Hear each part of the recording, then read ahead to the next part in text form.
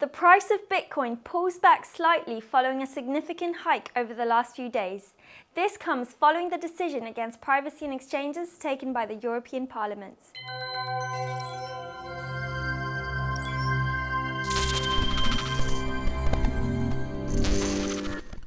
In Bitcoin's weekly chart, we can see that a correction has occurred following a strong boost. In the week of March 21st to 27th, a full-bodied candlestick was drawn with bullish connotations. This week, the candlestick managed to test the small resistance zone located between $48,200 and $49,000. With the deploying moving averages, from March 21st to March 27th, the engulfing candlestick closed above the $46,000 zone. And as we can see, it is a level which is above the 20 and 50 period moving averages. But the price has not yet conformed to that zone, which is why the bullish movement has not continued. In this daily chart, we can see that the price of Bitcoin broke the top of the symmetrical triangle and won the incredibly important resistance zone in which it is currently found. In fact, the price also managed to reach the resistance zone of approximately $48,300. In that zone, two inverted hammer candlesticks were formed, which at their peak tend to be a sign of a movement reversal. That reversal or pullback did occur and is now once again testing the important confluence zone between 0.61 Fibonacci. In other words, the previous resistance has become the new support. In this chart, we can see that the 200 period moving average has acted as a resistance. In addition, the RSI over those days positioned itself in an overbought zone. The 20 period moving average continues to rise and could work as a support within a few days, heading towards the important confluence zone at around $44,000. If the price manages to enter the symmetrical triangle pattern, that pattern could be invalidated, after which an ascending channel could start forming. In that case, if it does cross the confluence zone of $44,000, the next target could be the support located at $42,000.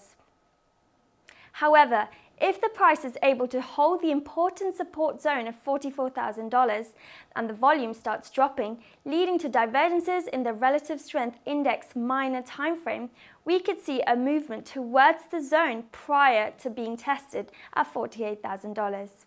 In the SP500 chart, we can see a strong bullish movement from March 16th, which has led the index to 4,620 points approximately, where the important resistance is found. In addition, let's take into account the index has managed to cross all averages in the daily time frame. Now, following the reversal over the last few days, if the index is unable to consolidate above the 100 period moving average, the next support zone could be placed at 4,480 points. The Fear and Greed Index, on the other hand, reveals that over the last few days there's been a neutral sentiment in the market.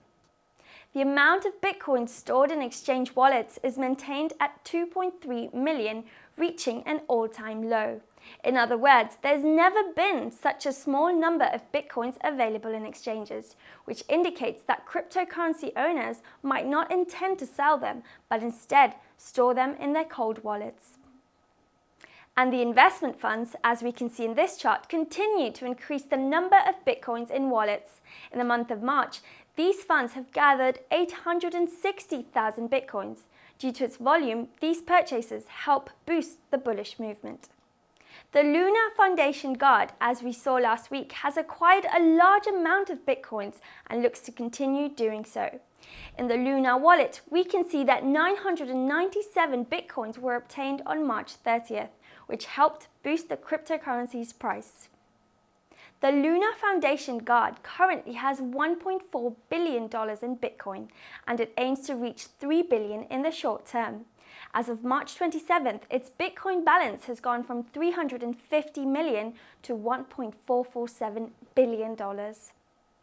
And a new story which might have influenced Bitcoin's movement is around the Washington state approving of a new law which will be boosting blockchain technology in its financial and industrial sector.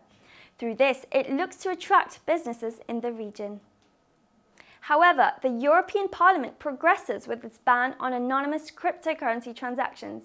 Exchanges will be obliged to identify the recipient and the issuer of transactions made with cryptocurrencies from a self-hosted wallet, regardless of the amount sent or whether they're even an exchange client.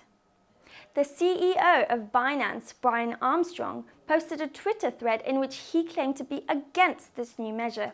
He believes it's a form of anti-innovation and anti-privacy which discriminates against cryptocurrency users, as they have to respect obligations which aren't applied to traditional currency holders.